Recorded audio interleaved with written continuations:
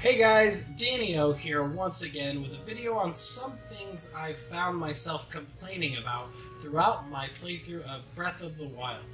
But I wanted to preface my list by saying that I in no way think this is a bad game. In fact, this is the most fun I've had in a video game in a very long time. It has pulled out emotions in me that no game ever has, and I love it to death. But nothing is perfect, and that's okay. I'll take it really close. Anyway, here's my list of things I wish they would change or add to Breath of the Wild. Number 6, allow customization of the unique horses and add more unique horses. The game makes the excuse that the giant horse is too large to fit a saddle and bridle, and that Epona is too legendary to change its gear. Like, who cares? I was stoked when I had the idea to put the monster bridle and saddle on the giant horse and how badass he was going to look, only to be disappointed when I couldn't. Everyone is going to get the royal horse and the giant horse through the in-game side quests, and Epona for those who have or can find the amiibo that unlocks her. After those 3, you only have room for 2 horses or 3 without the amiibo. Either way, that's a max of 5 horses that you can register. After unlocking exactly 5 sets of bridles and saddles, it's kind of a shame that I can only have 3 equipped to my horses since the giant horse and Epona can't be modified. I personally don't care about modifying their manes, but at least let me change the gear that they wear. On top of that, Epona isn't even that great. I pulled her out to beat the 2-horse riding minigames, only to find that she was too fast on the archery game, making it difficult to hit all the balloons, and that for whatever reason she just refused to jump over certain obstacles in the obstacle course game. I gave up on her and traded her out for the royal horse, who performed quite perfectly in both situations. Her speed was a perfect balance for giving enough time to hit the targets nicely, but still getting to the end of the course in time, as well as being able to jump over all of the obstacles fast enough to get to the end and beat the 1 minute and 15-second goal time.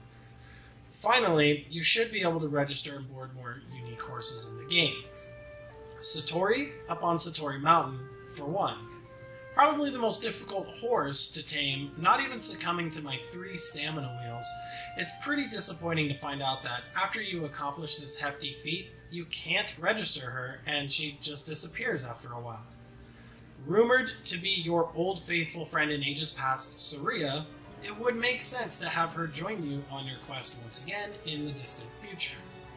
It's a cool event to see the bright glow atop the mountain and find the horse, but since you can't get anything from it, it's just something I ignore now whenever I see Satori Mountain light up from time to time. Number 5. Make shields more useful. The ability to perfect parry enemies' attacks is extremely satisfying, especially against Guardian lasers or Lynels. Shield surfing is also pretty fun and a great way to get down a hill at great speed and style. However, and maybe it's just me, but I just never seem to need shields. I upgraded my shield stash through Hestu last because I just never needed them. They can break pretty quick if you let the aforementioned Guardians or Lynels beat on them, but you find so many powerful shields I just don't seem to understand what I need the 20 in my inventory for. It would feel like more of an accomplishment to have a full inventory of great shields if they broke easier and were harder to make them last, or if there were more enemies that encouraged you to fight them using your shield. Regardless, and again, maybe it's just me, and I just understand I'm complaining about having a full inventory of the best shields in the game, but I just don't see many uses for them. Number 4. More loot and item modifiers. There's no doubt that there are a ton of weapons, bows, and shields in Breath of the Wild, but they are systematically better and better as you progress through the game. By the late game, I find myself carrying a small variety of weapons and shields that are just far superior than anything else. It's kind of a first world problem to complain about having a full inventory of the best weapons in the game, sure, so in all actuality, it's not that big of a deal. What I'd really like to see more of, though, is a larger variety of stat modifiers that weapons and shields can have. Right now you can see plus attack, in a range of values, plus durability in a range of values that you can't see for some reason, critical hit, quick draw for bows, long throw for melee weapons, which I don't even know if anybody can even take advantage of that, and parry power for shields. Attack power and durability seem to be the only thing I care about, as they both translate into more damage than the base weapon has. These modifiers are okay, but more sweet modifiers would be awesome, such as a high bonus damage to specific enemy types, faster attack speed, or faster charge attack speed, just to name a few. Also, a chance to roll more than one item modifier would be nice as well, and really would add to the variety and satisfaction of farming for great weapons. Number 3, more useful cooking abilities.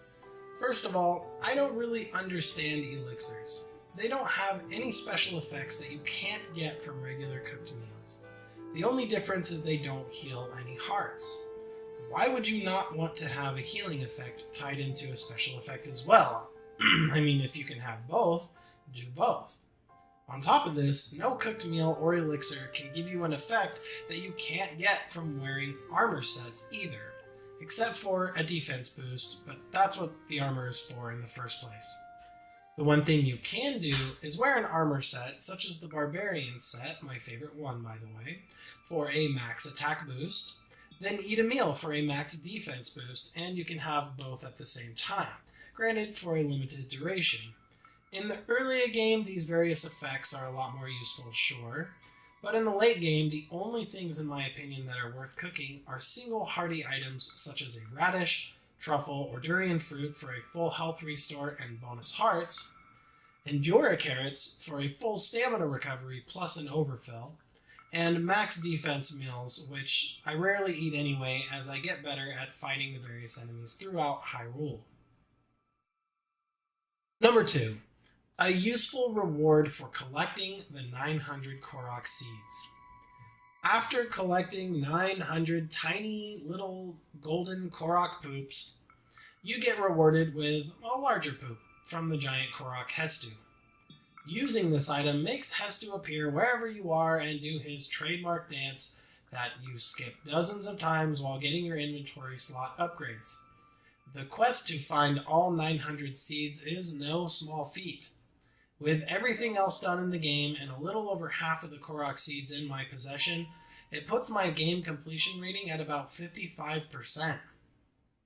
Another daunting reminder of how frustrating collecting all of the seeds is, especially since I've already put in about 200 hours into the game. A special armor set, or maybe the ability to give a few items an indestructible durability. I don't know, something, anything better than that stupid dance. Number 1, more item stash. 3 melee weapons, 3 bows, and 3 shields is just not enough.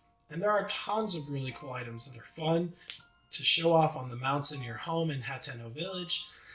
I always have to carry weapons in my inventory that I never plan on using for nostalgic or sentimental reasons, that they just take up space for a larger variety of weapons I could be holding for the many different situations you find yourself in while exploring the giant world of Hyrule. The most satisfying answer to this problem would be the ability to upgrade your house even more into a larger multiple room mansion of sorts, where you have a larger living room with more displays to show off your favorite and most rare weapons and shields that you've discovered. Bonus tip here for you guys: don't put weapons or shields with stat modifiers on display. Any weapon you put on display with a stat modifier, for some reason, will lose that modifier. Maybe not immediately, but something in the game which I'm not sure of. I don't know if it's a blood moon, a loading screen, but it wipes whatever modifier is on the item and reverts it to a generic base version. I had a Savage Lynel Crusher that I was really proud of that rolled a near perfect attack boost, putting it at a damage of 104. As soon as I heard about this, I went to my home to try and save it off the wall, only to discover it was reverted to its base attack of 78.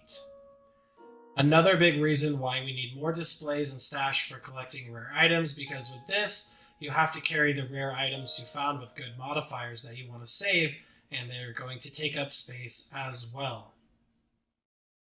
And that wraps it up for me. What about you guys? What are some things in Breath of the Wild that you wish we could change or add into the game? Let me know in the comments below, and also be sure to let me know of any other cool ideas I could do for videos for you guys.